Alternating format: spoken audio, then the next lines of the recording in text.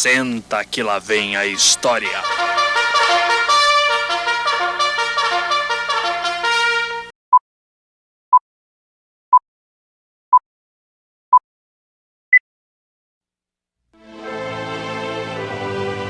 Das tragédias do século XX, a Grande Guerra é considerada como a que mais afetou a humanidade. Não apenas pelos 22 milhões de mortos entre 1914 e 1918, em uma população muito menor que a atual. Foi muito mais que a morte. Antigos impérios foram destruídos. O mundo perdeu gerações de filósofos, escritores, construtores, músicos, poetas, cientistas, médicos, artistas. A flor e a semente de um continente magnífico, mortas na lama e na desgraça.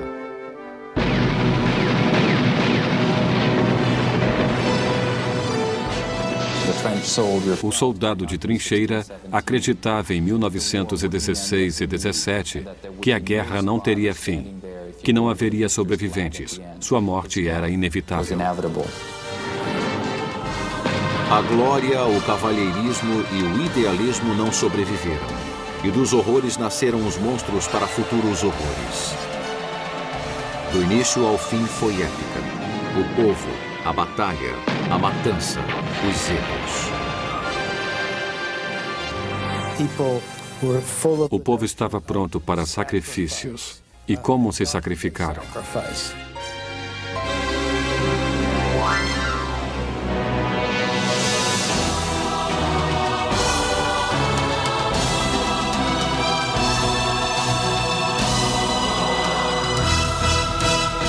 A Primeira Guerra Mundial. O fim de uma era. Distribuído por Logon. Versão brasileira, Sérgio Moreno. O fim do século que precedeu ao XX mostrou uma civilização europeia tão fascinante que parecia ter conquistado todos os desejos de riqueza da humanidade. Houve terríveis guerras no século anterior, mas agora a Europa parecia ter encontrado a paz através do equilíbrio diplomático. Além disso, o rei da Inglaterra, o czar russo, o Kaiser alemão e o imperador austríaco tinham algum grau de parentesco. Eram todos parte de uma família. O que haveria a temer?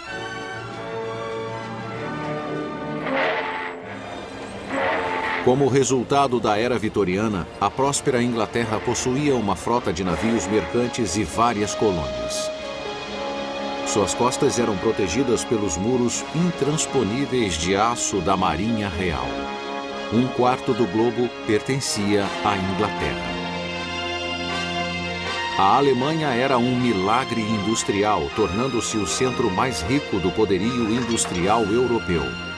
O exército da Prússia era brilhantemente profissional. Sua marinha crescia rápido. O ex-chanceler Bismarck teria dito: "Estou entediado. As grandes coisas já foram feitas." A França, com seu rico império além-mar, tornara-se tão importante intelectual e economicamente que Paris passou a ser o centro da cultura e dos negócios mundiais. O exército francês se mobilizava por trás de fortalezas que protegiam a fronteira oriental contra os alemães. Um ditado dizia: "Tão feliz quanto Deus na França." A Rússia era uma monarquia feudal. Sua corte suntuosa escondia uma decadência interna, mas seus gênios da literatura, da música e da dança deram-lhe estatura mundial. Apesar dos exércitos russos serem mal equipados, eram enormes e valentes. Mas um revolucionário chamado Trotsky observaria que a história já pousou sua gigantesca bota sobre o mapa.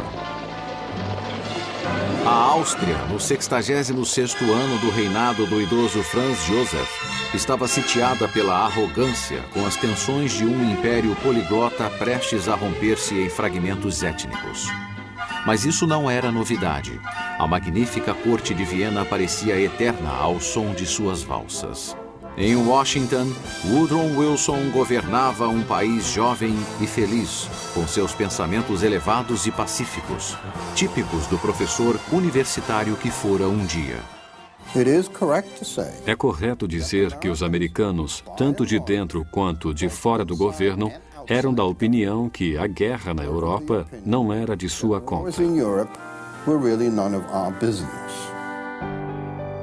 Em Sarajevo, Bósnia, a manhã do dia 28 de junho de 1914 era um dia ensolarado de paz.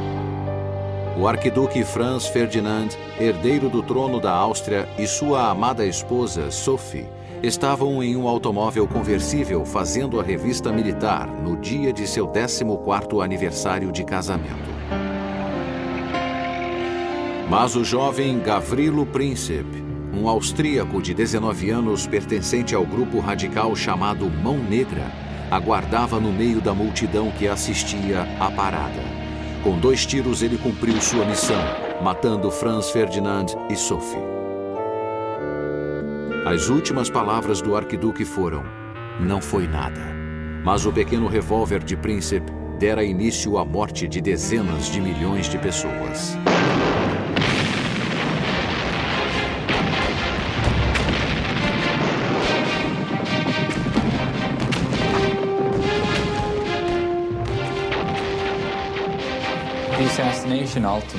O assassinato do arquiduque funcionou contra a independência nacional da Sérvia, pois deu ao governo austro-húngaro o pretexto de ocupar a Sérvia por um grande período.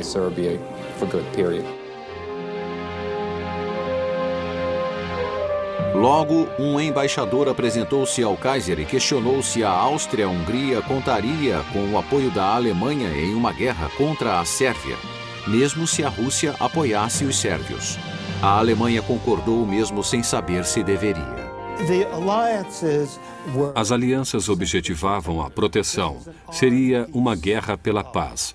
A Alemanha achava que tinha o apoio da França e da Rússia, que eram aliadas. A aliança entre Alemanha e Áustria-Hungria existia desde 1879, seguida pela aliança entre a França e Rússia. Nesse momento crítico, o monarca alemão foi navegar em seu iate por 20 dias, no que foi descrito como a maior tragédia marítima de todos os tempos. Às suas costas, a Áustria destruiu os esforços de conciliação com os sérvios, enviando-lhes um ultimato e planejando sua conquista e divisão. A Rússia, atendendo aos apelos sérvios contra a ameaça austríaca, se mobilizou. A Áustria-Hungria ordenou a mobilização total sem que o imperador soubesse que a Rússia estava do lado dos sérvios. E assim iniciou-se uma série de mobilizações que acabaria por afetar a Europa. Era uma época que necessitava de gigantes, e não havia nenhum. Muitos homens que estavam no controle tinham medo, não do que aconteceria com eles se fossem para a guerra, mas sim se não fossem.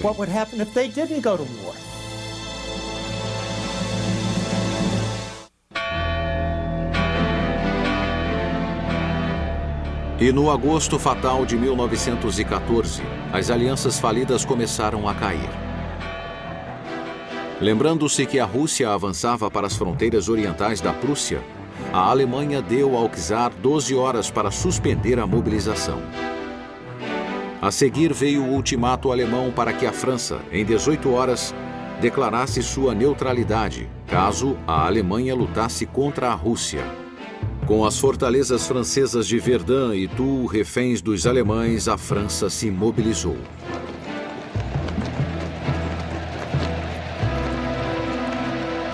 O resto foi formalidade.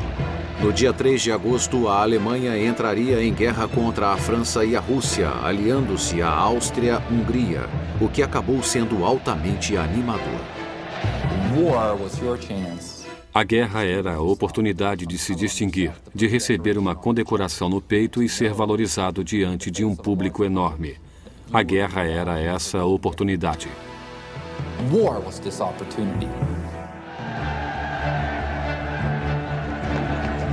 Entre 2 e 18 de agosto, a França enviaria 3,7 milhões de soldados em 7 mil trens. Um trem saindo a cada 8 minutos. A Alemanha enviou 1,5 milhão de homens ao oeste e mais 500 mil para o leste, em direção à Rússia. Era uma guerra pelo poder, prestígio, colônias, mercados competitivos. Não uma guerra de ideologias.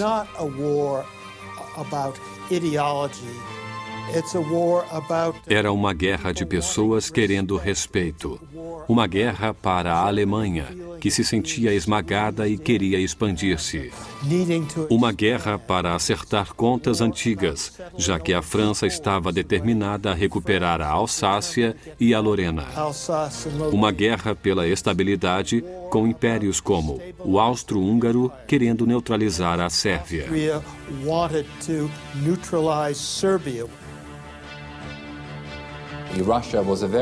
Em 1914, a Rússia era uma nação muito impaciente, querendo, acima de tudo, o acesso ao Mediterrâneo e às rotas de comércio marítimo.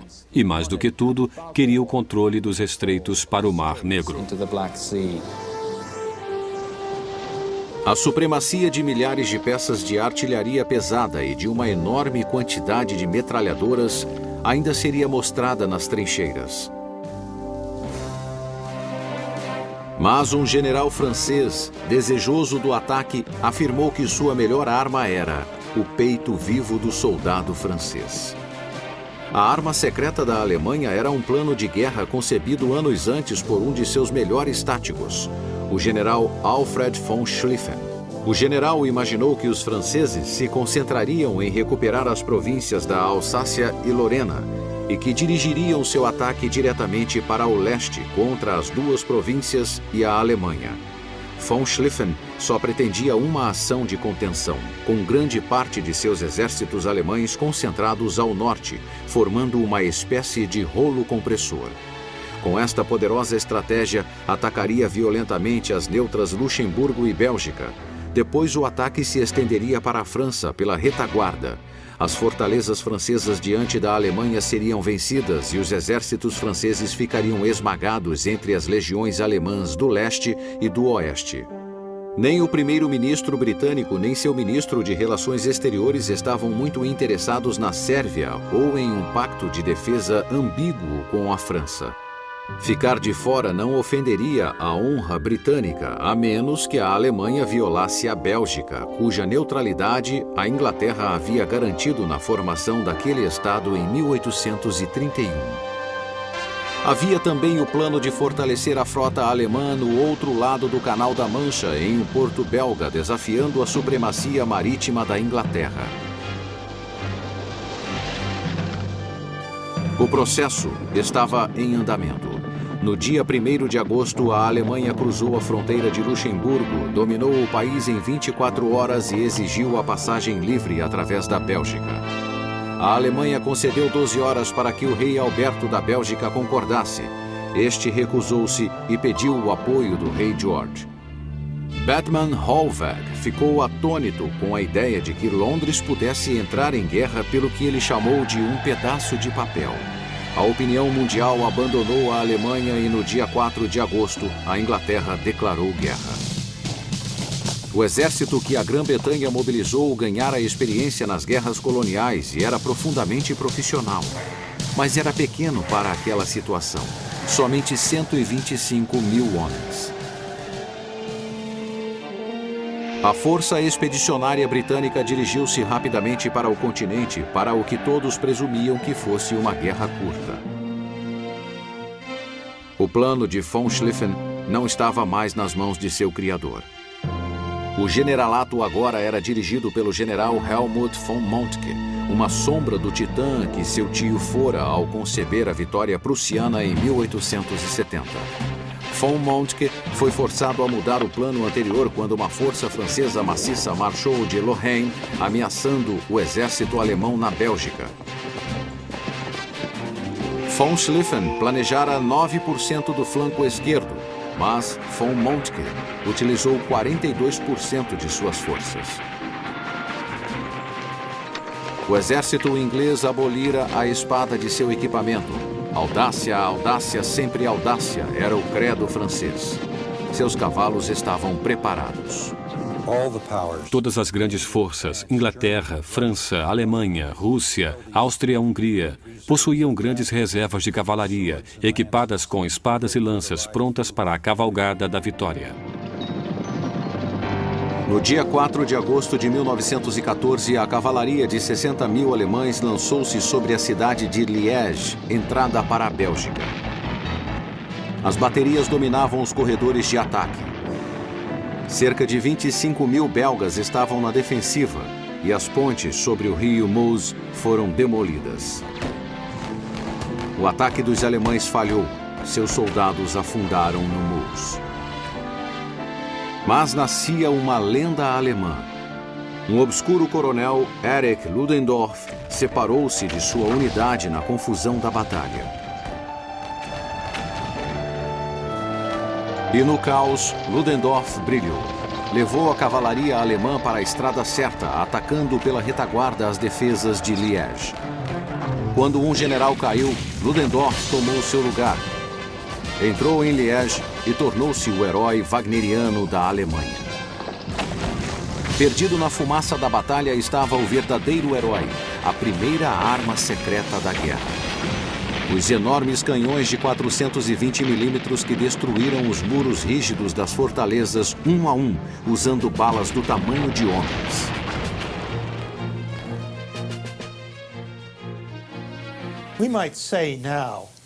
Poderíamos dizer que os alemães não eram bons em relações públicas. O que provaram mais uma vez na invasão da Bélgica e do norte da França.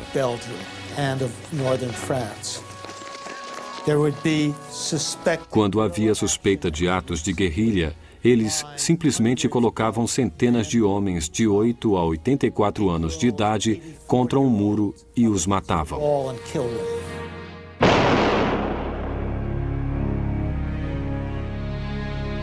Queimaram a grande biblioteca de Louvain, um dos maiores centros culturais da Idade Média.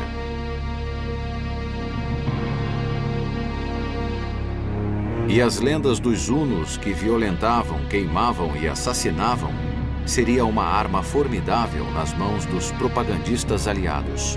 Os fantasmas dos belgas assassinados formariam exércitos para acusar os alemães de suas mortes.